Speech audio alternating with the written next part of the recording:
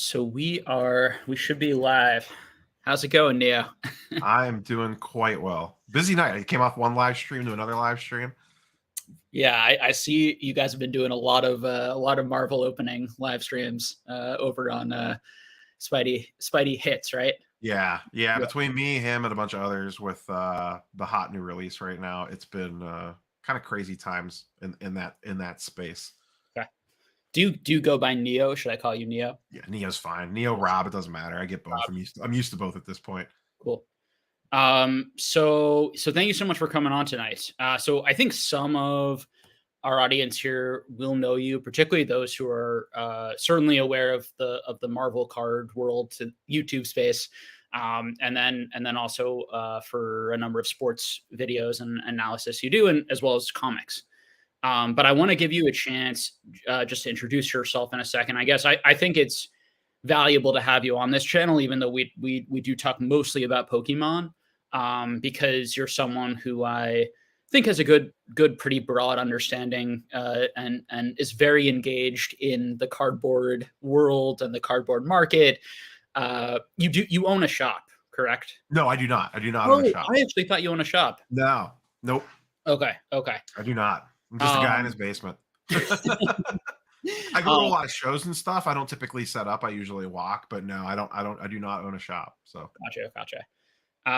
But I think you're someone, just having listened to you talk quite a bit, who has a good grasp, a good pulse of kind of what's been going on the last couple of years. Has been very engaged in sort of these crazy kind of mania bubble-ish, peaks, but also a huge amount of hopefully fairly sticky, hopefully fairly like stable, enthusiastic collectors and growth that's happened in these hobbies that's going to hopefully continue for a while. So I thought we'd have a nice kind of general discussion about all that after you introduce yourselves. And then the main thing tonight is just going to be to answer questions and let chat lead the way. So if people want to start asking questions, go for it already. And we'll kind of start at the top and go through them. But Neo, why don't you introduce yourself a little bit and we'll go from there.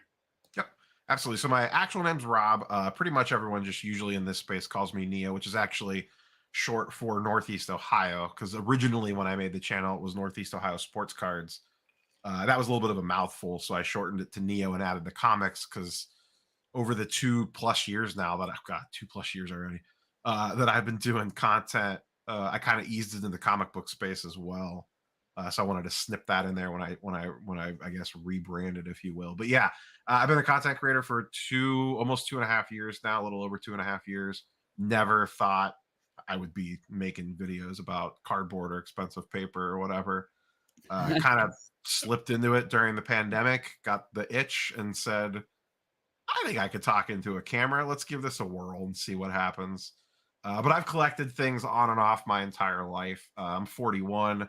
I started in sports cards, fell into Marvel cards and comic books and Magic the Gathering in middle school, slipped in and out of it through high school, both from sports cards, non-sports cards, as I think we all kind of do. And then, dabbled again in college, fell back out of it, dabbled again in one of the various markets, fell back out of it. And then kind of got the bug again in sports cards in 2018, really. Dabbled and then kind of kept slowly buying, nothing crazy, and then kind of fell down the rabbit hole when, the pandemic kind of took off, and I think a lot of us did when we got the itch. So, and then shortly, started the channel in May. I've been making content since May 2020 is when the first video went up. So how would you describe yourself currently, using words like collector, speculator, flipper, investor, and sort of, and what are you doing all of those things in right now would be a good thing maybe for people to hear. So definitely a little bit of all of those that you just named. I'm very much of, use the hobby to fund the hobby. I include, any pennies that trickle in from Google AdSense as part of that as well. So I do like lump content into that. I kind of break things out almost by product category, if you will. Sports cards to me they're quick flip by nature. It's kind of what a lot of that market and a lot of those people, that's what that's built on. That's the norms. So I kind of treat sports cards as my quick flip to scratch that itch. And then long term, more like, hey, I want to kind of just sit money, and I don't play in a lot of vintage cards, generally speaking. I Mm, mostly stick to ultra modern. mm, But I treat comic books as my vintage play. Like, okay. that's my, I just want to kind of go buy something that has a pretty high floor. And I'm sure there's Pokemon equivalents to that. But, like I have a giant size X-Men 1 sitting behind me right there, and an X-Men 4, the first appearance of Scarlet Witch. Like, Silver Age and Bronze Age Marvel keys are my long-term holds that I know it's going to go down, it's going to go up, it's never probably going to go to zero unless we're burning them for warmth. And then I've been starting to dabble in sealed wax a little bit, mostly on the Magic the Gathering side for that. The reason there is I like Magic the Gathering. I have zero desire to play physical Magic the Gathering. I dabble in Arena, and it's safe for me to have Magic the Gathering wax in the house because I will not be tempted to rip it. Whereas the Spider-Man Metal Box blasters that I have sitting here that I would like to not open is a struggle every 5 minutes not to open one. So I chose Magic Wax specifically for that reason, because I know I could let it sit on the shelf behind me and I would have zero temptation to open it. And then the non-sports card things, I dabble in Marvel, a little bit of Star Wars. I like actor autos. Like I have a Pedro Pascal Star Wars Stellar. I have some Stranger Things on card autos. That's more PC slash investment slash flipping, but that's probably more PC side of things. Like some of the Marvel cards that I get, I have no desire on selling a lot of those. Some I do, but a majority of those are more PC based. So that's kind of how, long answer, but that's kind of how I divide myself up across the multiple categories that I play in. Hmm. So you mentioned that, and you said it specifically for sports, but it might be for a variety of things, that modern sports is your area that you feel is for you kind of most flippable. Do you think that that's pretty common for everyone in sports in that area, that there are a lot of people who are flipping and moving sports and then trying to put that money into goats, more established players, or even taking that out of that hobby and putting it into vintage whatever, vintage Marvel, vintage Star Wars, vintage Pokemon, whatever it is? Yeah, 100%. Like just the sports card speculative nature is really built, especially on the modern side, is really built on flipping. And I do a lot of well, since grading prices have come down, I'm sure you guys have felt the pressure on the TCG side. It's actually relatively affordable to grade at PSA again and get cards back, not in 2 years. Like Rata grade is becoming a nice play again on the sports card side of things, and that's always pretty profitable if you know what you're doing when it comes to grading. So like those avenues are opening back up again. And then I just like I really enjoy watching sports, and I really enjoy kind of like testing my knowledge of what bench NBA player maybe has some potential to actually be like a legit player and see his value go up. So I kind of enjoy the challenge and stuff like that. Yeah, it's definitely something that does not exist in I guess it exists a little bit in pop culture cards, in the sense that you can speculate on sort of Mhm. characters becoming bigger, or characters getting that movie or that show, or Yeah. just the IPs in general, right? Getting more attention from whatever the parent company is, trying to grow, trying to connect to new generations. I think a lot about that when I think about, speculating in Marvel or Star Wars. What are the price points? You know, why is one so much larger than the other? Will it be interesting to kids 10 to 20 years, down the line? Which one will be more interesting? Um, One thing that I think is interesting about Pokemon right now is that like modern Pokemon, I'm not sure if you're aware, but we have these things called alt arts. Have you heard of those? I mean, not specifically to Pokemon, but I'm probably familiar with the concept from other things. I assume it's the Yeah. card itself is the same, but there are different versions of it. So no. So we don't Oh, have okay. parallels like in Okay. like sports and other things. So they're inserts basically, and they're called alt arts, and that's just the name for them. And what they are is like a Pokemon in its sort of natural habitat, interacting with the world, often interacting with other Pokemon in sort of like a full art shiny form. And what's interesting about these cards, they're not numbered. So unlike most hits in Marvel or sports or Star Wars or anything that you would collect, it would generally be numbered. These cards are not numbered, but they're fairly rare. They're fairly difficult to pull. You pull them one in roughly, I think it's like, gosh, I don't even know, every other box, every 3 boxes. I think it depends on the set. And they're couple per case. Yeah, and there are a number of different ones. Some sets have a lot of alt art, so to pull any individual alt art obviously becomes more difficult, et cetera, et cetera. And those have really spiked up quite a bit recently and have gone from, like, some of them were $30, $50, $100, and they've spiked to 70, 100, 150, 200, like overnight because of like buyouts and things like that. Similar to buyouts that we see in like the Magic community have started happening more in Pokemon. What do you think about buyouts from your experience? What do you think about when we talk about flipping and doing modern? What is sort of your experience tell you about flipping something like that, speculating on something like that? Is that something that you would be interested in flipping and speculating on? Or does the fact that it's like not serialized, the fact that it's moved so quickly, would that make you not buy that type of thing? I'm sort of curious on, it'd be interesting to hear sort of an outside perspective on that type of thing. And these are very, very popular, very, very high demand. Yeah. Everyone's sort of talking about them.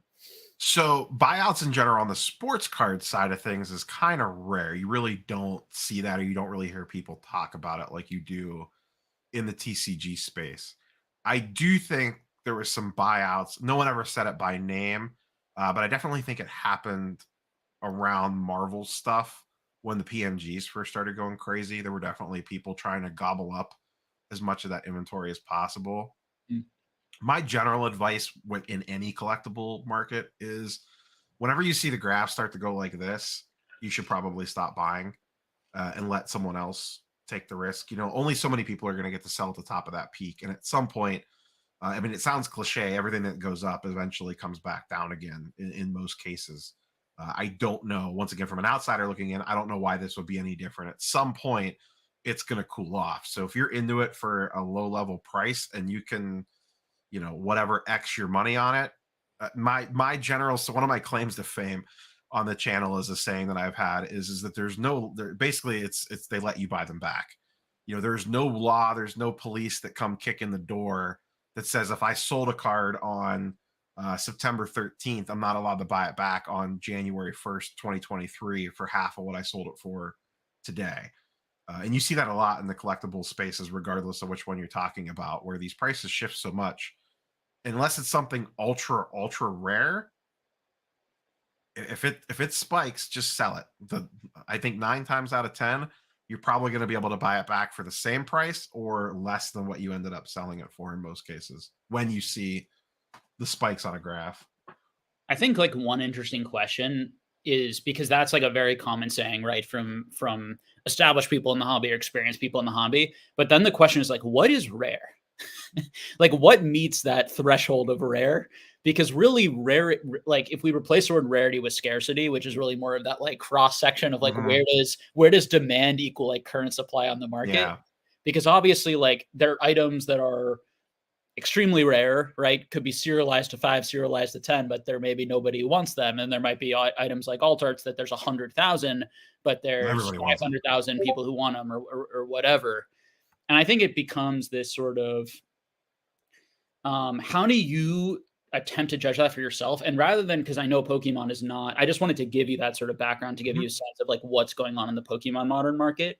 But if we move it back to sports for you, or somewhere where you feel very comfortable talking about like specifics and specific cards or anything that like, what are the types of things that you look for, plays that you make? You don't have to give your current plays or anything, but things you've done in the past, trends you sort of looked for. And then how did you decide if it was like, is this a rare item that I should hold and I should keep? Or is this an item that I feel like enough are coming on the market, I'm seeing enough continue to come on the market? What do you look for and how do you kind of make those decisions?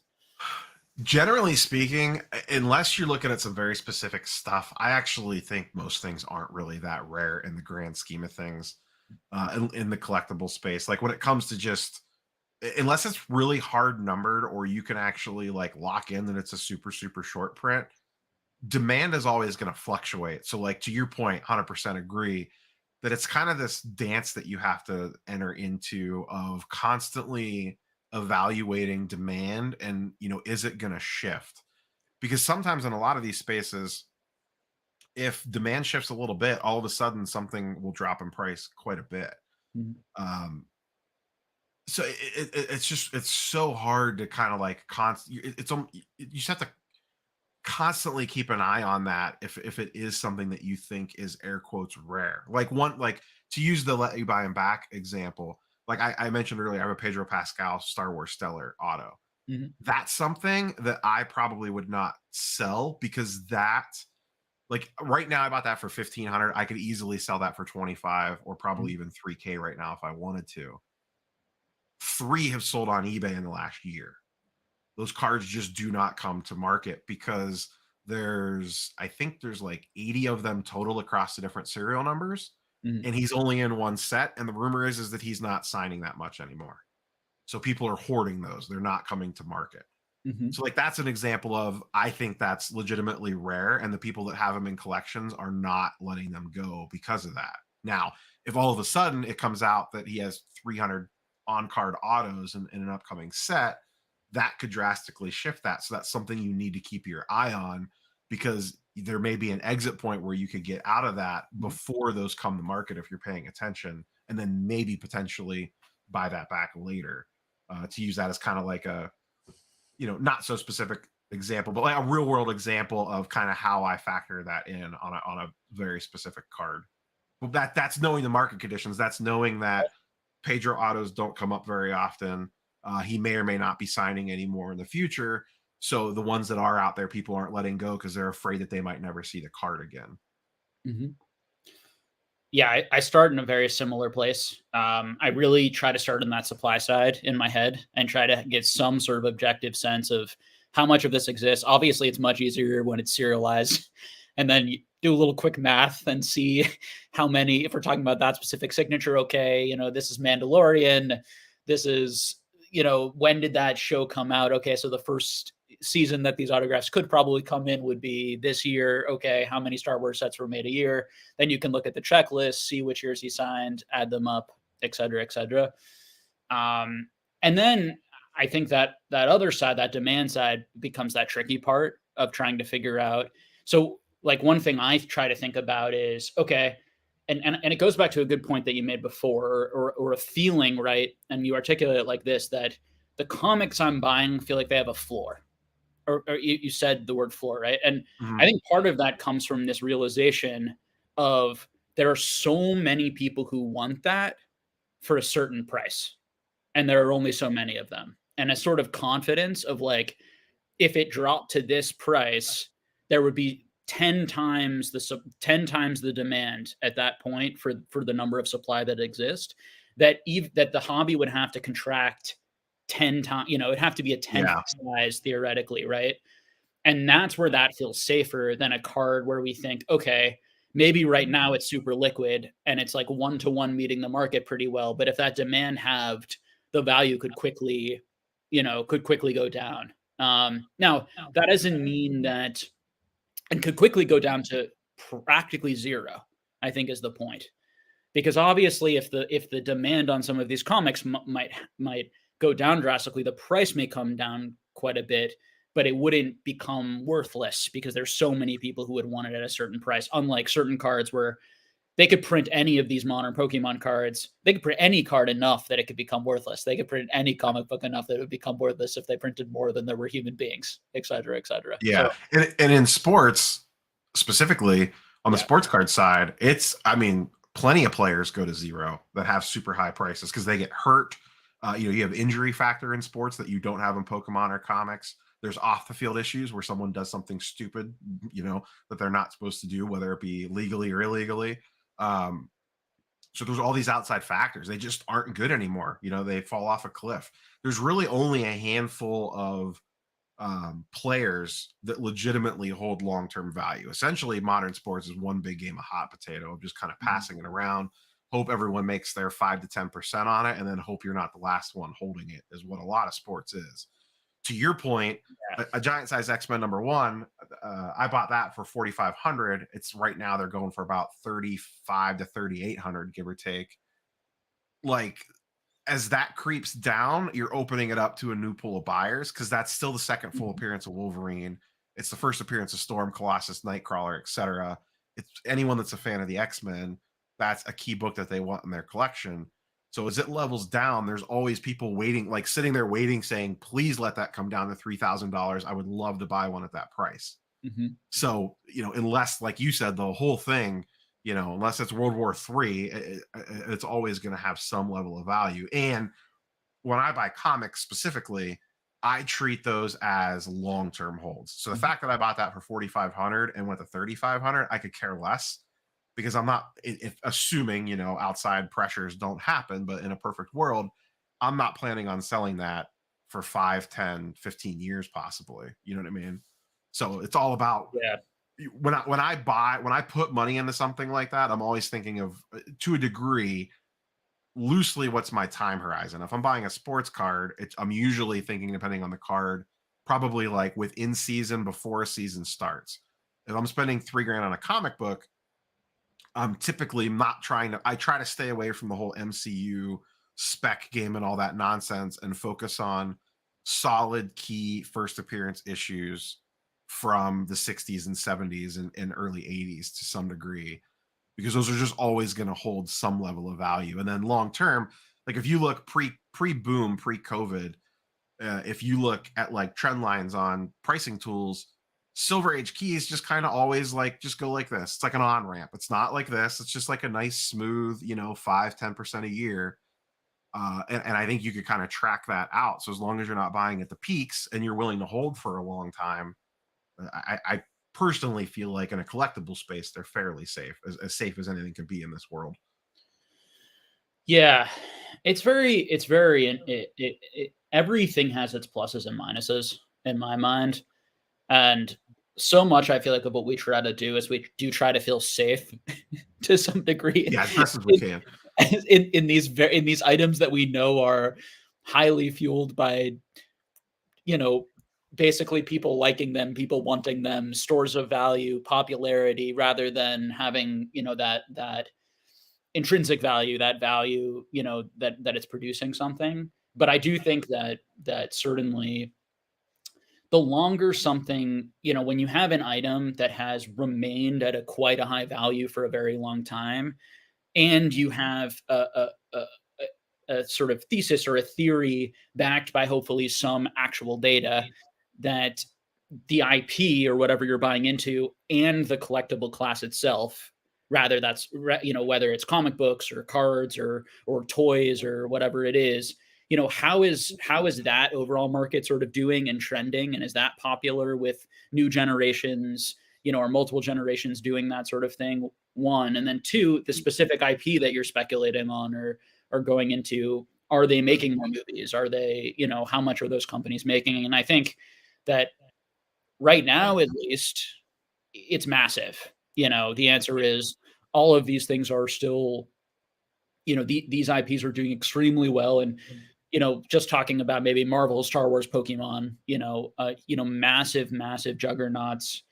One thing I think about, or one issue, is where do the companies continuing to make money and PSA continuing to make money and all of, and printing all of this product, like when we look at this brand new Spider-Man set, how much money is there? Is there out there? Can they create a set like that every 2 years? Can they create 6, 7, 8 sets? Can they make more affordable sets? Can they do 15, 20 sets?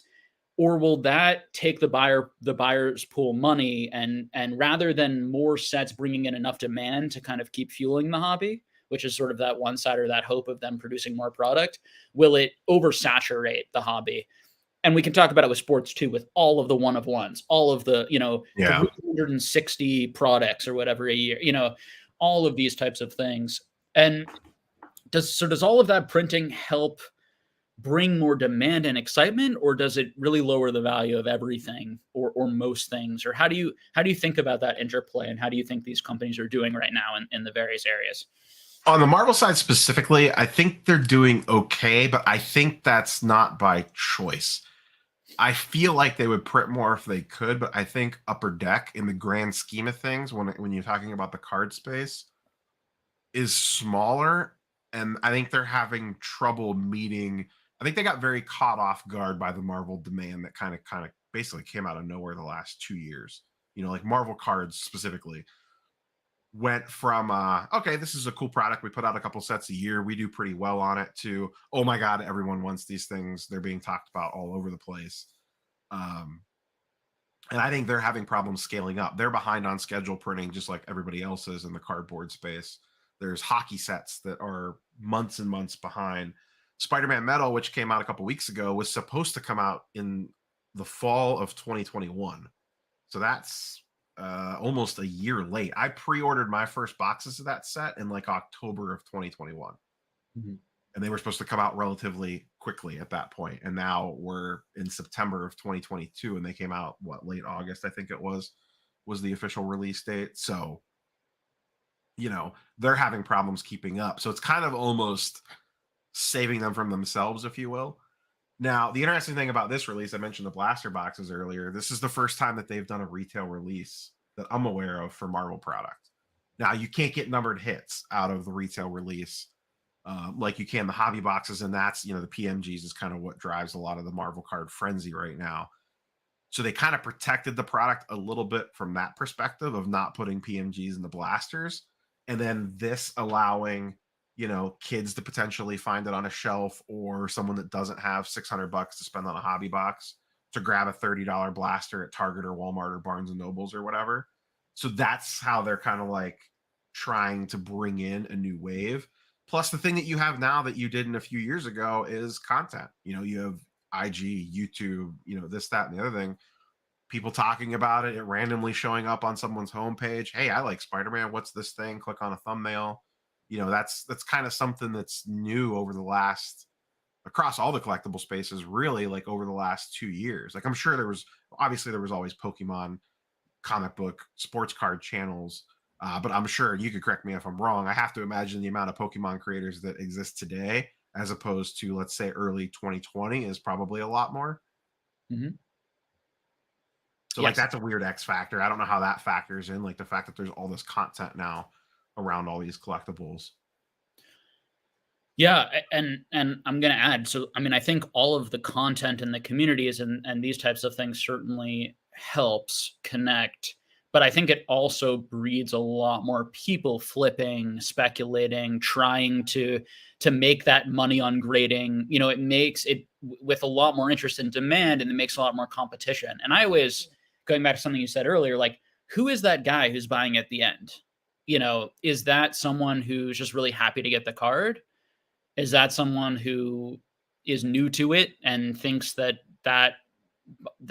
is FOMOing into it and thinks it's going to keep going up? And, it's in Pokemon and as well with sports and Marvel also, because I followed all three of those markets pretty closely, with Pokemon definitely being the one I followed the most. But I mean, we saw pretty much 4 to 5x growth minimum, right? Up to 30, 50 times X growth at the height, similar to what you saw on some of those, like the Stan Lee Impel card, a card that I think I was buying for 25 cents that at the height went for $1,500. I think I saw one sell, like these crazy things where people are willing to spend so much money on an item that they know nothing about. Just, I would think that they don't know that there are so many out there because of comps. It's sort of this interesting sort of like comp culture. And then it's also because of grading. The artificial scarcity of, you can get that Stan Lee card for 25 cents, but how many PSA 10s are there? You know what I mean? Like, that's right. Top 3 right now. That specific example was really 90 MU was very specifically driven by grading and low pop this. And of course it's low pop because no one was grading them. Obviously pop's gone way up on that stuff, but which was something that I cautioned about even when I first started talking about that. But to be fair, I actually was just glancing at this the other day. It's funny that you bring this up. Sure. 90MU still sells really well at a PSA 10. Oh yeah. Spider-Man, the Cosmic Spider-Man still sells for $1,000 today. You know, Stan Lee's down to like $500 or $600. But to your point, if I told you even back then when you were buying them for a quarter that this card would sell for $500, you probably would have had 3 heads. A miracle. Yeah. Yeah. And that card, like But the same 90 thing MU with stuff, Pokemon. I mean, a lot of it, you know, a lot of like the random characters are 50, 60, 70, $80. But like a lot of key characters are still performing when you consider what those cards were and how many of them do exist. Having ripped a couple of those boxes over the last couple of years, pack fresh, they're not in PSA 10 shape in most cases. So even though there's printed to the moon, they are the king of the junk wax product. Just because there's a lot of them doesn't mean that there's a lot of PSA 10s out there. I mean, there are a lot of PSA 10s, air quotes, out there, but like, you know, you put that you start putting these artificial restrictors on it by grading, you know, making it seem more rare than it may or may not actually be. And we use these words, right, like artificial a lot, right? Artificial, you know, scarcity or rarity. We should be using rarity, but like artificial rarity based on serialized or based on or contrived is another word that we use, right? And it puts this sort of like negative connotation on it, and which I think a lot of people do really feel negative about and really dislike it. I think it's risky, but it's not necessarily as like it's real rarity. Like and in that case, it's real absolute or sorry, not absolute condition rarity, right? Versus like absolute rarity. So absolute rarity being like how many of those cards exist, condition rarity being how many exist in any specific grade. And it goes to also the question we asked earlier about like what is rare? Are 300 of those rare? Because I can tell you 300 of the most popular Pokemon card would be insanely rare, right? Because of how big and broad Pokemon is. Those 90s cards were extremely popular for a generation of collectors. Like there were tons of people who actually collected those cards as kids. And similar to Pokemon, went back and sort of experienced them in a nostalgic way. Unlike the modern, in my opinion, the modern sports market, the modern Marvel market, the modern Star Wars market, and the modern Pokemon market to some extent, which I think is being driven a little bit more by like insert culture, you know, that intentional the big hit. And I wonder how that does compared to things that were more super popular, right? As kids kind of disappeared and, you know, what do you make of that? Do you believe that these serialized and some people in chat are you know AP Sports Card says something like you know one of his concerns about Marvel and it's the same with Marvel and sports. It's the same with all modern. You know, it's not to not just pick on Marvel because it's really the same issue or concern in any of these things. But like, is it the card that's historic and important and significant, or is it the fact that there's just a few of them? And does that feeling of just a few of them last and hold up when there's 100 more one of coming one? Down the line. Yeah. What's going to make that one to go back to your autograph point of like, well, he may not sign again, you know, so that's going to protect him, right? So, you know, what do you think of that? What do you make of that, particularly in Marvel where there aren't autographs? There might be the first appearance, right, of this card on a PMG, you know, something like that. But they're gonna make that character as long as they make PMGs. They're gonna have for sure. There will be more Spider-Man red PMGs after this set. It might be 5 years, but there will be more. I think it really comes down. I think how this is going to end up shaking out is let's just use Spider-Man as an example. The demand side for Spider-Man is extremely strong, so it makes his stuff more rare. To kind of talk around the talking point that we've been using. Sure. I think how it's going to filter out is going to be how good or bad is the image and how does that get reflected on the secondary market? You know, did they pick a good image? Is it good artwork? Is it an iconic image? Is it an iconic pose? That's going to probably drive a lot of it in regards to demand.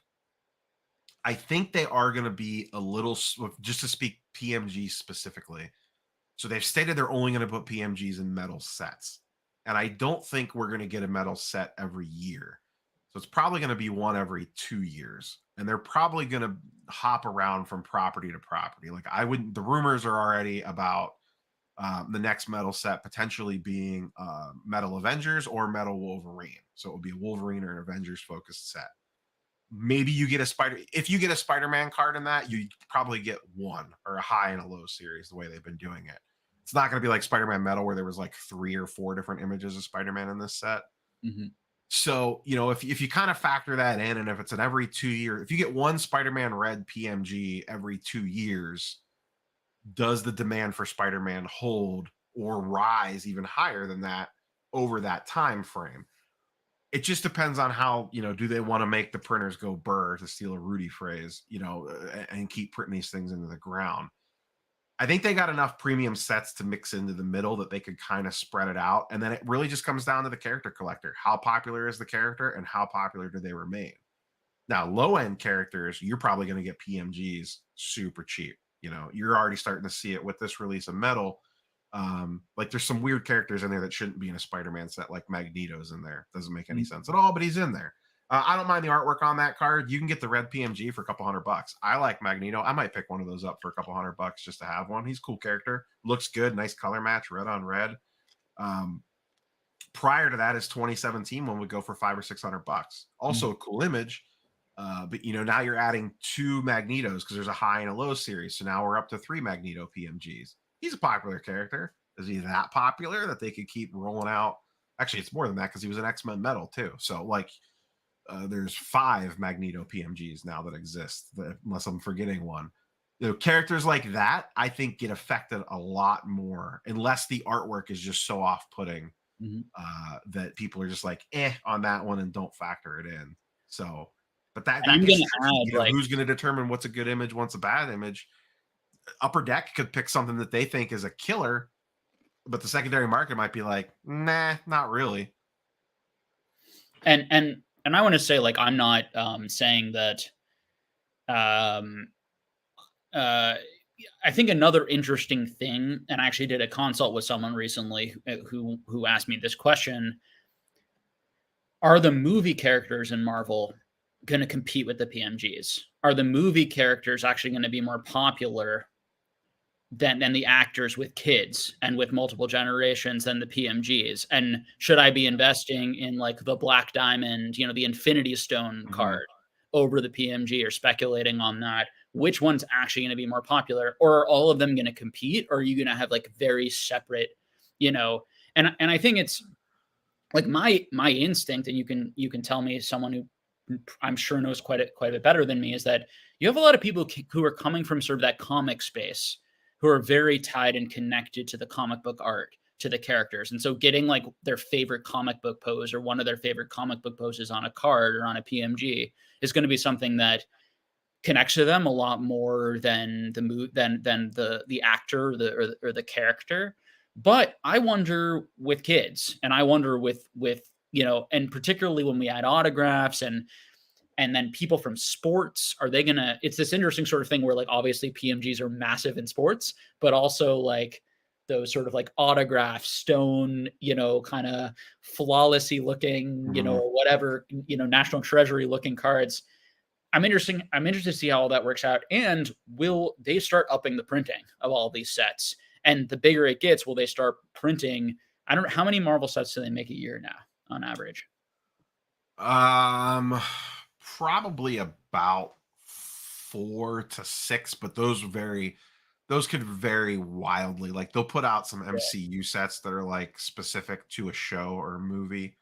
And it's tricky right now because the printing is just so messed up Yeah. that they would probably like to be putting out more. But I would probably say one every couple months. Ideally, I bet you they wouldn't mind. Like, you know, maybe one every 3 months. But and to your point, right now anyways, at least what I see on the Marvel card side is that it's segmented across. Like there's Marvel cards, but then there's MCU collectors, and then there's the regular Marvel card collectors.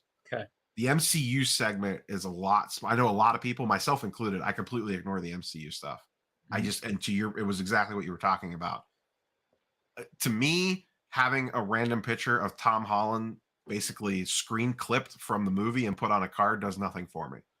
But having a cool Todd McFarlane artwork card, whether it's original art or stolen from the pages of a comic book, is a lot cooler to me than seeing Tom Holland. And I love the MCU. You know, I love those movies. I love those shows. The one thing that does appeal to me, and we've kind of talked about this a couple different times already, I do think the actor autos are interesting. You know, a lot of Robert Downey Jr., for example, does not sign anymore. And to get his autograph is extremely expensive in private signings. And then pack pulled autos always hold a bigger premium over aftermarket autos, like through a signing or in person or whatever. Mm-hmm. RDJ autos from early MCU product sell for thousands upon thousands of dollars. I think an RDJ auto is like 8 to 10K for one. And it goes back to the Pedro Pascal point from earlier. He didn't sign a lot, and he's probably never signing again. So it's how many of these truly exist out there in an official upper deck pack pulled RDJ auto or Rittenhouse in some cases back in those. I think most of those are upper deck.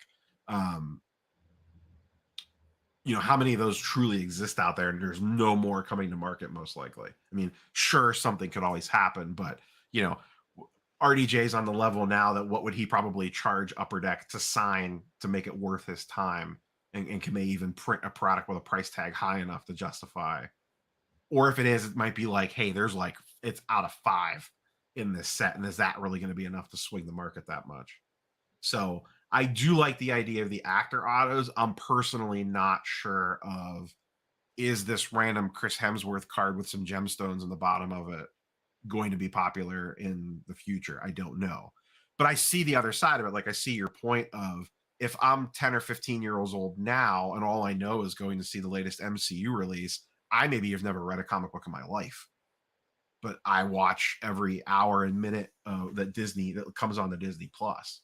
So when I have disposable income, a 10-year-old, 15-year-old now in 30 years, when they're 40 and they got money laying around, are they going to go to PMGs or are they going to go to a gemstone card? Yeah. Or are they going to be uninterested in both because it was all too expensive for them to open and engage with as kids, right? The third worry and concern that I know a lot of people have, you know, not having those lower price points, or how do they get into it and just even open product and have those memories and experiences, you know, whatever it is. My original tie to Marvel cards was what you said earlier, 91 Marvel Universe Series 2. I remember going into the grocery store and seeing packs on the shelf and grabbing a pack off, and I'm instantly falling in love, and then chasing it at flea markets and stuff, trying to put the set together, buying singles. Like that led me into comic books. I got into Marvel cards before I got into comic books. Yeah, it's super interesting. How you feeling? Should we take some questions? Yeah, go ahead. Fire away. All right. So guys, if you have questions, I know I've seen a bunch of them. We're going to try and kind of go through them. I think we've got Neo for another, 30, 40 minutes or so. So we're going to do questions for the rest of it. And yeah, let's see how far we can get. All right.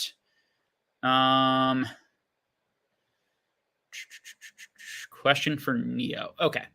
I see so many people in Marvel telling their viewers not to FOMO into Spider-Man Metal, saying that more product and singles will be available when EPack drops, which is tomorrow, correct? Mm-hmm. But many of these same people are also buying up high-value singles from that set for their collections, okay? If things will be cheaper when more supply comes from EPack, why are so many people doing this? No hate at all to people doing it. Their cards are gorgeous. It's just something I've seen a few people chatting about and would love to hear your perspective on it. So I think what it is, it's not people talking out of both sides of their mouth like it kind of sounds. What I've personally stated is non-numbered stuff don't touch, because it is going to come down. There's going to be a flood.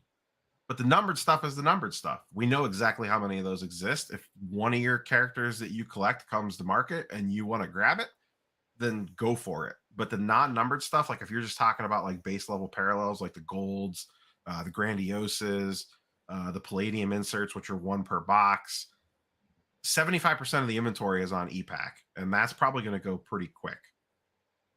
And typically what happens with EPack releases are people buy it and then immediately list the singles, and it's a race to the bottom. And when you have that many people all ripping product at the same time, those prices on the non-numbered, non-rare stuff are going to fall. The super rare stuff, comic cuts, those are basically 101s. Sketch cards, those are basically 101s. PMGs, there's 90 of them. There's 10 of them. If it's a pink, there's 75 of them on the FX parallels. That stuff people are going to chase and pay a premium for out the gate. I think what a lot of people are advising is not to chase that non-numbered stuff because it is going to come down once EPack comes. And you can look at X-Men Metal and kind of look at the playbook on how that played out. And people are basing that advice on what happened with X-Men Metal.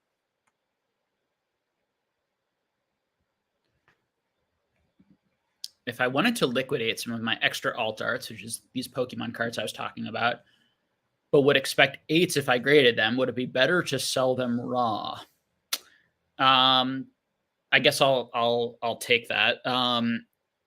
It's really you have to check the market. It's going to be a case by case basis. It depends on how much it's going to cost you for your grading is going to be the first question. How quickly you're going to be able to get that back. There are times in the Pokemon hobby, Marvel, Star Wars, Magic, anything sports where you can find that there are money to be made on grading cards that may come back in 8. But there also may be, like, if you sell it at an 8, it might sell for even more, or sell the raw card, it might sell for even more than a PSA 8 or a graded 8. And then you would have also paid for grading and waited more time. So the first thing to do is just check the prices of what you could sell it on something like TCG Player, what they're going for all day there. And then, quick look onto eBay, like what the graded cards are selling at. Generally speaking, like if it's pretty close, I would just sell it raw. I wouldn't like take any of the risk. Yeah, my general stance on grading is it's a math equation. How much does the card cost you? How much does it cost to grade? How much are you reasonably going to sell it for on the secondary market with an X factor of turnaround time? And how much do you think the market will shift between the time you ship it off and the time you get it back? Plug into numbers and see what spits out. If it's enough to make it worth the hassle, go for it. If it's not, just sell it raw and don't worry about it. I have a quick question for you regarding Pokemon grading. Is it I assume PSA is the go-to, but like is CGC number 2? Like what is I know SGC doesn't really grade much in the TCG space, just looking at their numbers from gem rate. But like what's the, in sports cards it's PSA and then like a 40% drop to like the next closest. Is that the same on your side, or are those gaps closer? Yeah, it certainly was. Beckett for a really long time was number 2. I would say CGC has probably taken that mantle. Certainly a lot more cards are being graded by CGC, but part of that's also, it's not necessarily what they're selling at, because I think Beckett in some cases sells stronger than CGC. In a number of cases, it's more that people are actually grading with CGC because the turnaround times, the website, it's much easier to access. Yeah, their slab's gorgeous too. Yeah, et cetera, et cetera. So I don't know how that will shake out. Right now, CGC has like amazing turnaround times too, and it seems to be getting even better. So I'm not sure how if that's going to shift anytime soon. In terms of like prices that things go for, CGC, it's fairly well known that CGC started grading a lot harder at one point and then got a lot easier. So it depends on how old the CGC slab is.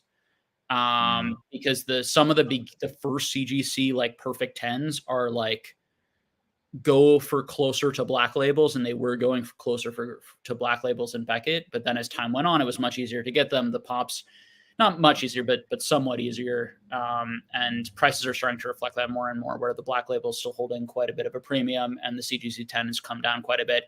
Generally, the CGC 10 is still selling for more than the PSA 10. But it's really, in some cases, I've actually seen it sell for less. And that was definitely not the case 6 months ago to 8 months ago, when it still had sort of that idea of like it's closer to a black label, very, very difficult to get the perfect 10 in CGC. But otherwise, yeah, PSA 10 definitely number 1. Then, black label number 1, probably CGC perfect 10 number 2, maybe PSA 10, definitely number 3. And then probably Beckett 9.5. And then CGC 9.5 is a little bit below that. And then you have your PSA 9. Yeah. I was just curious how it kind of shakes out on your side compared to ours. Somewhat close, but I mean, the difference between a PSA 10 and a CGC 9.5, or the difference between a CGC 8.5 and a 9 can be massive. Like you can pay double for a PSA 9 over a CGC 8.5. Like some cards like fall off the cliff. So what a lot of people have done is they've bought a lot of 8.5. CGC 8.5 and crack and send the PSA. Yeah. Because the early ones, which I bought hundreds of, were really strong. And some of those got 10s. So it's use them as a pre-grade or buy them up with like a pre-graded card and get them for the same price as raw. And I bought some 8.5s recently that were like 6s, in PSA or 7s in PSA. So, buy the card, not the grade, but nobody does that. Yeah. I mean, you try, but there's sometimes things you just can't see. Yeah. Online. Yeah, it's hard to tell surface in the slabs. Yeah, exactly. So there are some things that or a hidden dent or these types of things difficult to see. But yes, that's sort of the general situation. SGC a little bit. There's a little bit of grading. SGC in Pokemon, SGC is much more popular in Star Wars and soccer and I like their slabs for vintage stuff. I don't like most modern cards in them.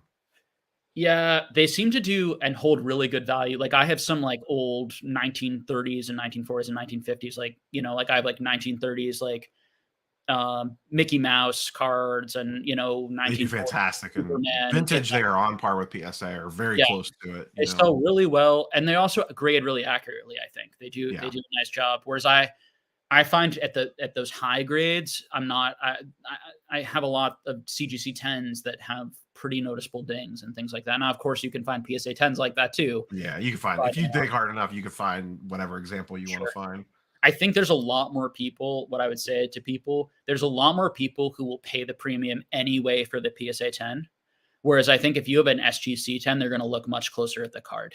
And so if the SGC 10 card also looks amazing, you'll probably get really, really solid value out of that. But if it doesn't look that great, it could go really low. Like we're talking like PSA 9 or even lower prices in my experiences. Whereas the PSA 10, particularly if it's a very low pop PSA 10, they're completionists who just want full PSA 10 set registry, all the nonsense. Yeah, exactly. And they'll just buy it. So lots to think about. It's all gambling, right? That's what everyone will. It's just all a big dance. It's all a bunch of nonsense. Really. All right, Dark Lava Lizard. This is the collab. We needed questions for Neo. With modern sports, there are so many 1-for-1s for the same players in the same year. How do you determine which one of one is really the chase? They kind of sort themselves out. Like the Prism Black, essentially. Like Prism's kind of the main brand. That one's always going to go for the most. And then there's different versions of Prism 1-of-1s. And then it kind of steps down. Essentially, the product ends up tiering itself out. You know what I mean? You have your high-tier products, your mid-tier products, your low-tier products. And the 1-of-1s kind of generally fall in line with that. You know what I mean? So it's I don't want to say it's as simple as that, but it's kind of as simple as that. You just rank the products on how they come out. Like you have your NT, your Flawlesses at the super high end, your Prisms, your Select, your Optic, and then you kind of get into the really lower end stuff. The 1-of-1s are probably going to follow a price curve just like that as you kind of work your way down the from higher end product lines to lower end product lines. It's so wild to me what some of these things sell for. It's so hard and I'm a huge sports fan. It's so hard to understand for me how much people are willing to pay for unproven modern. I mean, it's something that everyone talks about, right? But everyone says it, and yet people still. Herbert 1-of-1 just cracked 1 million. 1.8 or something like that. Yeah. It's an 8.5. Insane to me. Yeah. I like Justin Herbert, but there's no way in hell I pay that for that card. Yeah, I mean, what are the odds that he becomes a top 20 quarterback of all time, let alone a top 5 or top 3, which to justify that type of price. And again, it's not his only 1-of-1. There are a lot of 1-of-1s of him. It'd be one thing if it was his only 1-of-1, but it's interesting to see. Be interesting to see how those prices hold up over time. I guess people have a lot of money. People have a lot of money. People love to maybe the gamble, right? It's like you buy that. I think it's more game, and it's so exciting because you're like, oh my god. I think it's more the status than the gamble when you're talking about that. Makes sense. I think it's the we're all the rich dudes in the suite at the game. I have the Herbert 1-of-1, you don't, and I'm the only one that has it, and I'm the only one that ever will have it. Yeah. I think when you play at that level, there's probably so much ego involved that it probably comes down more to that. If you're spending $2 million on a Herbert 1-of-1, you could probably care less if that card loses 50% value, most likely. Yeah, But maybe. you have the bragging rights over your buddies. You know what I mean? I Maybe. really think it comes down to ego as much of anything else. It's a bit hard for me to wrap my head around because for people in their 30s who might care about something like that, there are so few 30-year-olds who have that type of money. I mean, in order for a 30-year-old to have that type of money, they would have had to like inherit some insane amount of money from like a billionaire type parent, or they would have had to like be like the founder of some insane startup and then sell that startup. I mean, you could be making $500,000 a year, $1 million a year, and it would be insane for you to buy that card. Yeah.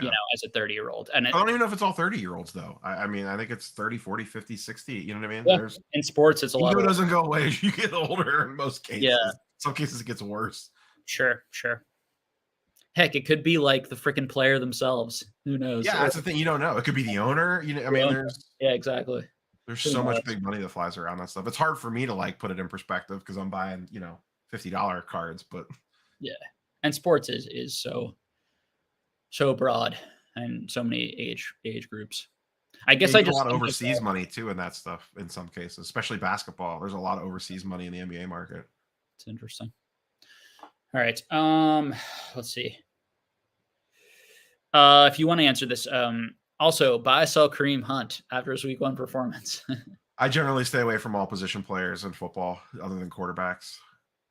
It's a tricky thing. And I'm actually, when it comes to football specifically, I very much advocate not carrying cards in the season. I typically, any football cards that I have, I usually try to sell as many of them as possible to national and move into basketball. What do you think the CGC 9.5 Hulk 181 would go for at auction? A ton. I mean, I don't even know what value to put on that. Like millions. I think there's only one, if my memory is correct. One example I use a decent amount on this channel with comics is comparing some of these alt arts that's happening in Pokemon to like the alternative cover arts that were done and sort of Variant like covers. and variant covers and how much those were speculated on. And then I stay away from all that stuff. And then looking at the price of how those variant covers did versus the price, you've got like $1 million Batman original comic and then like a $5, variant that was selling for like $100 30 years ago. I buy a couple variants of Spider-Gwen just because I PC her. I have a bunch of her cards. And if a cool cover comes up and it's like under $100 and a CGC 9.8, I'll buy it, sure. Yeah. But I also know what I'm getting myself into. Like I know that, and not all variants are created equal, right? But yeah. both aesthetics, like the subjective sort of hard to gauge thing about the art, but also there were just like there are alternative art Pokemon cards that might be low enough printed because the pull rate is so difficult and so many of them in the set. There are some comics that were printed during those periods that had shorter releases that had a historic event attached to it that is still a decent value today. Now it's not $1 million. It's not like the first appearance ones, but it still has enough people wanting it and not enough to supply to fill the market. I think there's I forget the variant that it's called, but there's a Spider-Gwen first appearance variant that sells for like 10K or like 8K. I think it sounds like 8K now. And her like regular first appearance is like, I don't know, 1,500-1,600 right now. Oh, that's interesting. Just because it's such a rare version of it. It's super rare. It's very popular. I forget what the artist is on it. But that sells for like, I think it's $7,000 to $8,000 right now. I don't remember what the CGC census is on it. Yeah, I mean, one thing that can happen, right? And I don't know if this is the case, but if you have the original being not rare or very not rare, and a great example of this is like Star Wars. So if you have like 1977 Star Wars, obviously you have like the condition rarity of getting, your number 1 Luke or something in a very high grade is going to be very expensive. But if you saw the Ruby Sapphire, like the Sapphire reprints, right? Ruby Sapphire, I'm talking Pokemon. The Sapphire reprint set with those 1977 arts, you could get that art now in a card that is serialized to 1 or 5 or 25 or 50, and you saw like those may always be more expensive than the originals, for a similar sort of situation of because you took something extremely popular and then and that was not at all rare because they printed so much of it. This is not an Action Comics #1 situation, where so much was printed, but so much was lost to history. Enough of it was sort of saved and kept in good condition that your sort of reprinted, alternative set could hold more value in long term. Now, it may not, and I've been a big proponent of like that set is insanely overvalued and whatever compared to the rest of Star Wars, and stay away. The Sapphire set? Yeah, it's come down a little bit, but yeah, I see boxes are what, like 600 a pop now? They were almost 1,000 for a hot minute. They were 1,000. I think some sold over 1,000. There were a couple people like 1,100. Yeah. I generally I like Star Wars stuff a lot, but I generally stay away from the shiny stuff and stick to. For Star Wars, for me, I'm very much actor auto. That's pretty much all I want. Now that could be animated. Like I love Ashley Eckstein. I have some of her signatures. I have a Lars I love Grand Admiral Thrawn. I have a couple Lars Mickelson on card autos. Sure. I have a nice little Slave One Kenner retro back there, and I have the HasLab Razor Crest. You can't see it; it's hidden behind a bunch of CGC slabs. But I bought it and haven't unboxed it yet. My wife and I were looking at houses, and I didn't want to unbox it just to have to pack it back up again if we moved. Yeah, and I think that falls in line, right, with your you don't like the actor arts. You like the scene from the movie doesn't appeal to you. Yeah, it just doesn't. I don't know, for whatever reason, and that's me. I know that there's plenty of people that like it, but it just doesn't scratch my itch. But having the on card auto, I think, is cool, and I very specifically try to stick to on card autos. I hate sticker autos.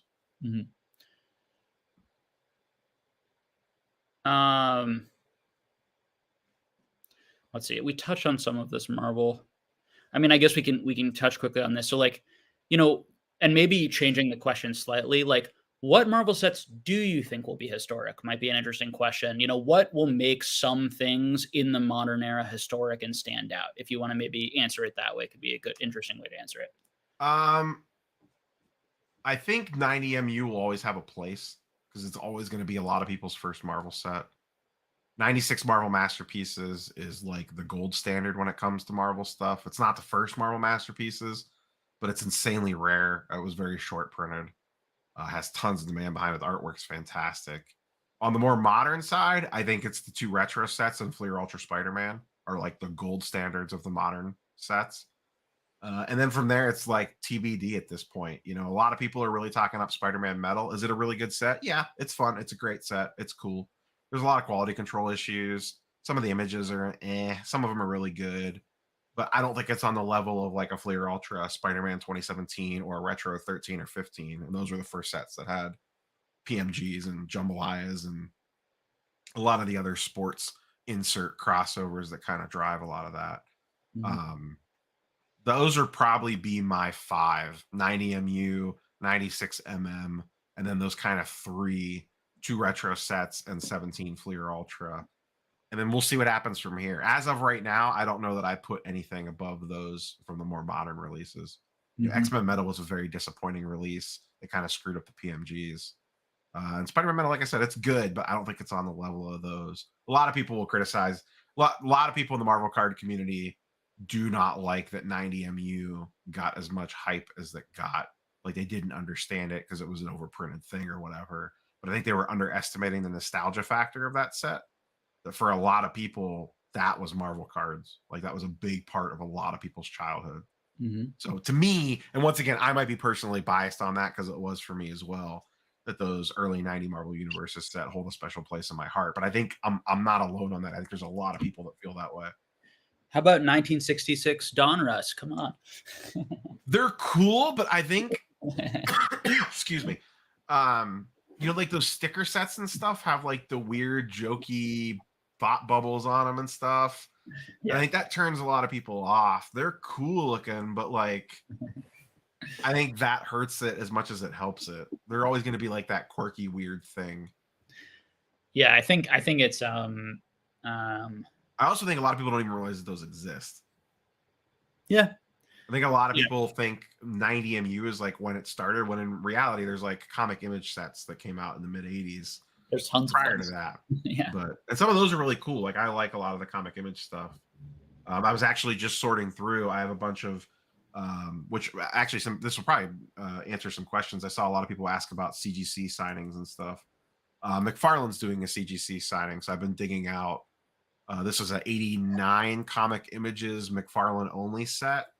And since CGC is grading Marvel cards now, you can send cards in like you could a comic book. They'll sign, slab them, and yellow label them like they would a CGC Signature Series comic. They'll do the card, which is the first time they've ever done that. So I think that'll be pretty popular. Hey, Jake, just popping in. I always check back with your channel occasionally to see the state of the hobby. How have things been with the Pokemon hobby this year? What are the markets looking like? I guess I'll just really briefly. So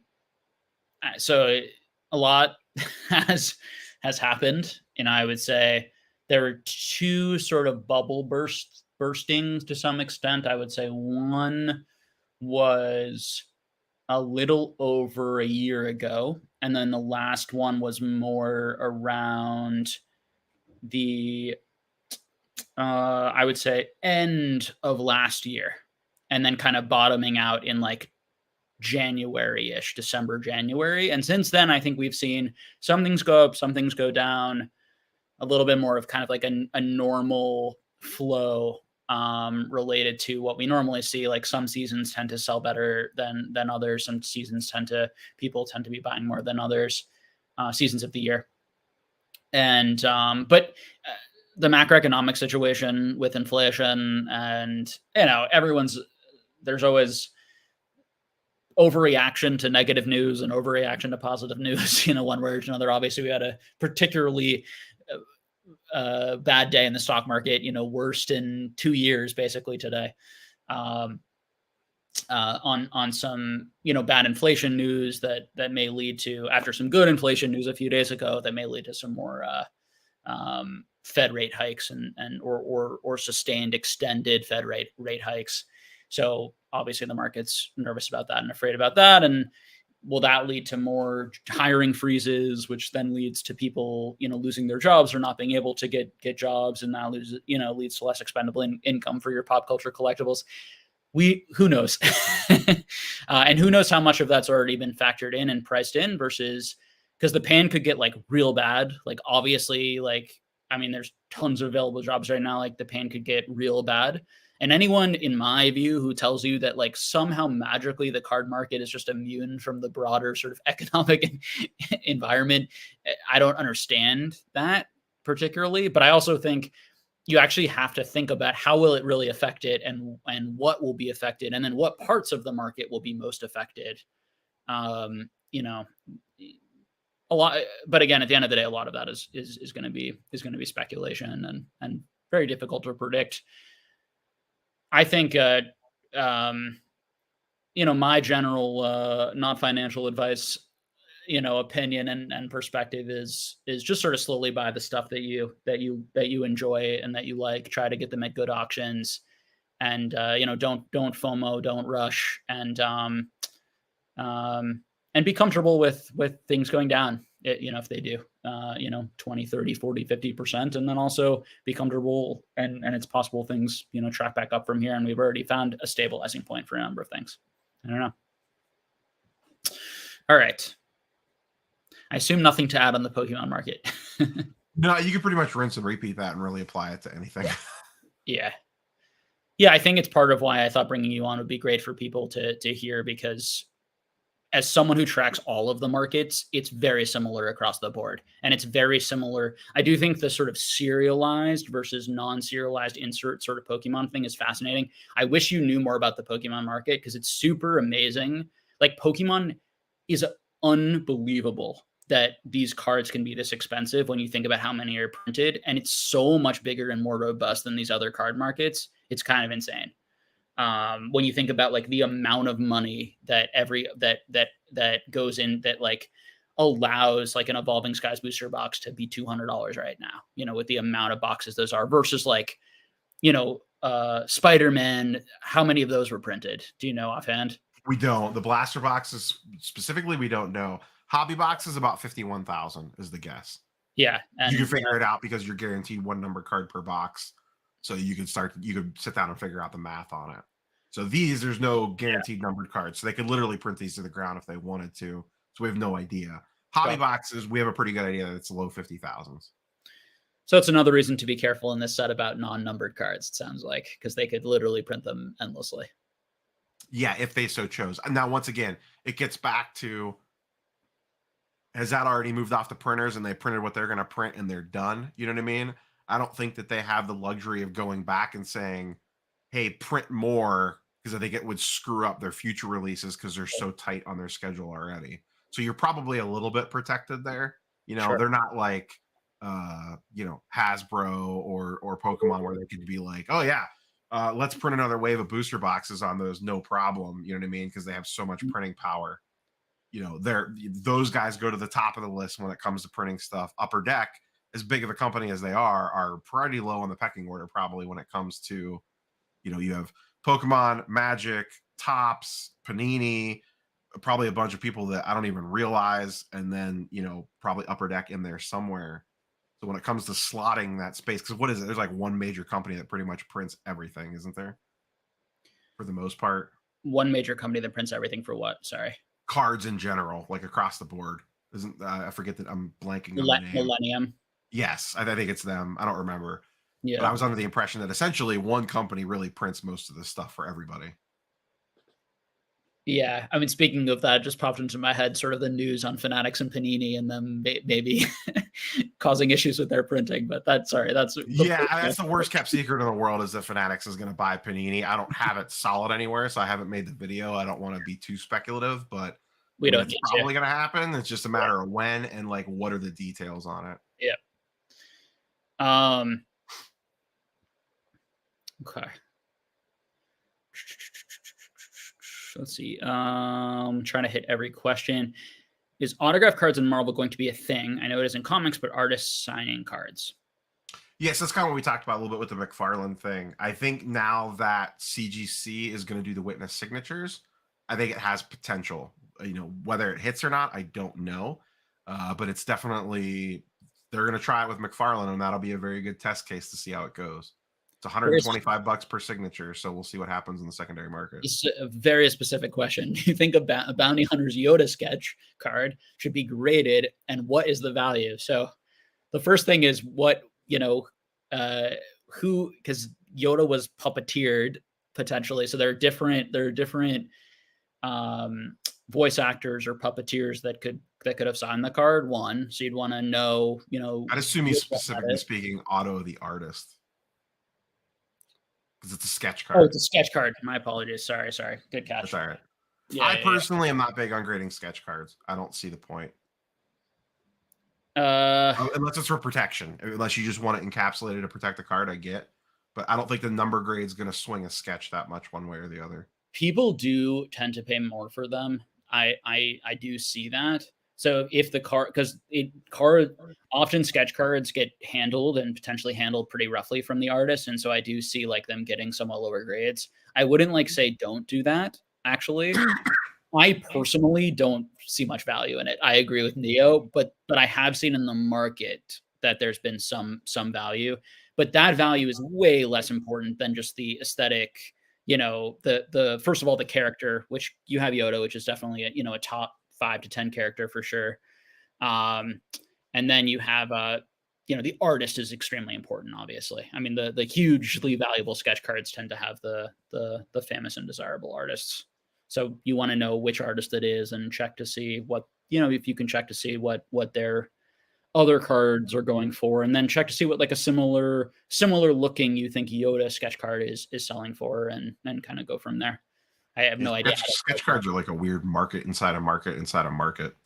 Yeah, I imagine a sketch card from like Bounty Hunter specifically, which is not a super popular set, of a Yoda would go, if it's really bad, $50, and if it's really good, $500. Like if it's really, really good, that would generally be the range.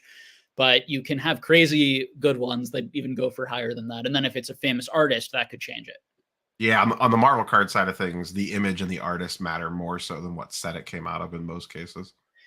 Yeah, and the set doesn't matter that much. It just matters a little bit. It's a secondary thing, and it matters to some people who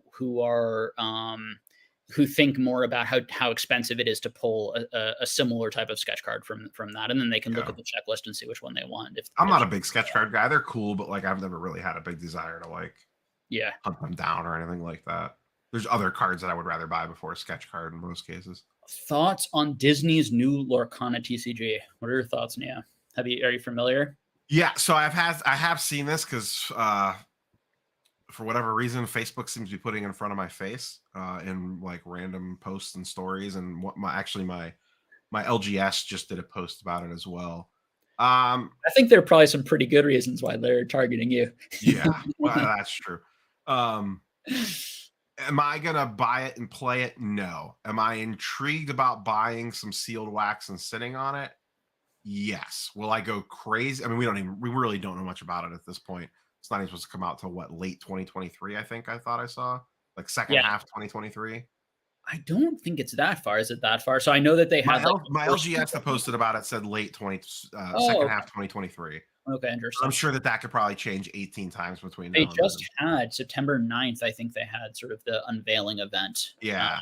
At the Disney. I think the artwork looks really good. I'm like not a huge Disney character guy. That's not really my thing, but that's a massive market. So I think at minimum, if you got a couple $100 laying around, buying a couple boxes and forgetting that you have it probably isn't the worst thing in the world. It could probably go to zero just like anything else, but you know.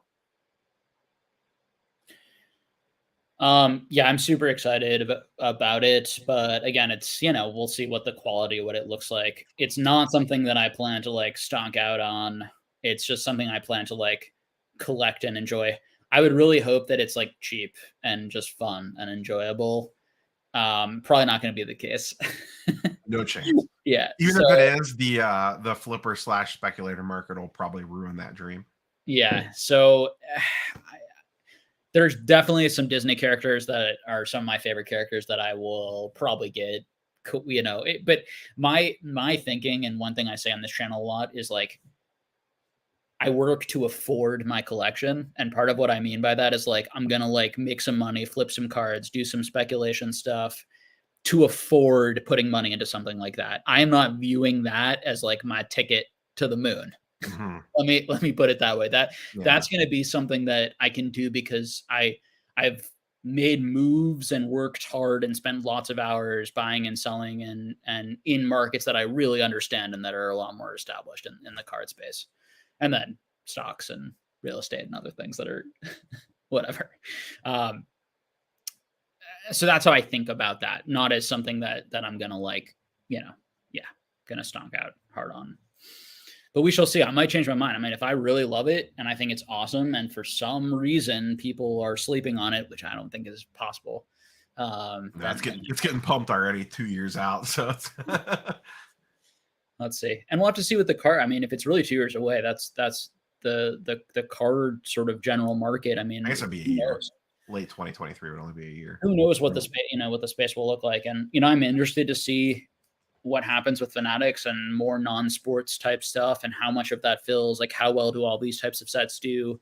If it's how much interest and engagement and money is going to be spent on non-sports stuff. And then you also have like anime. There's going to be a lot, new anime cards, new anime, fancy animes. You sort of have like the anime versus like Marvel, Star Wars.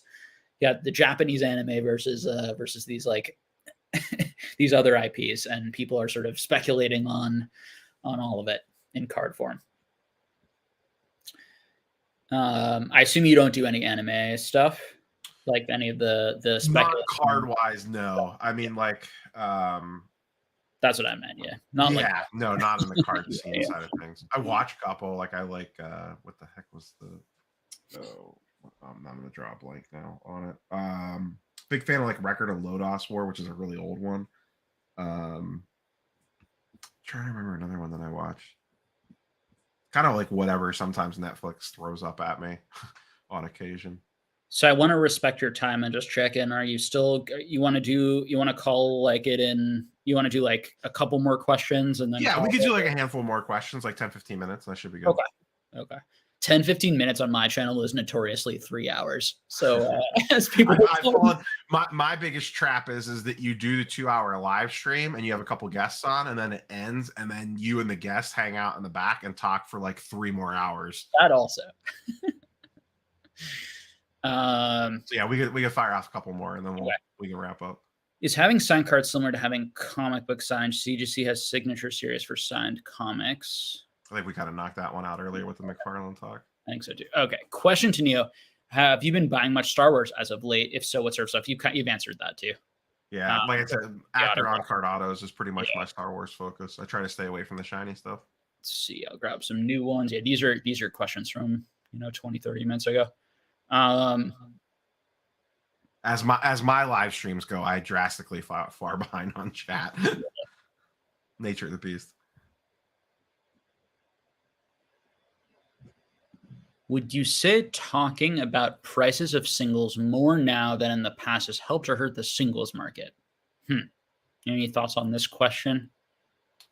So on the sports card side, it's kind of, I'm going to kind of take this question at a different angle.